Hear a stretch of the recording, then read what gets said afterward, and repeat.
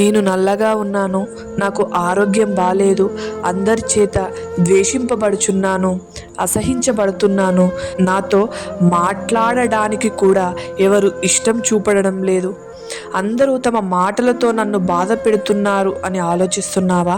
అయితే ఒక్కసారి లేయా గారిని చూడు.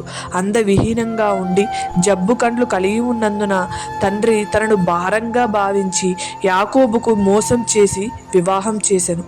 యాకోబు కూడా లేయ కంటే రాహేలును ఎక్కువగా ప్రేమించెను.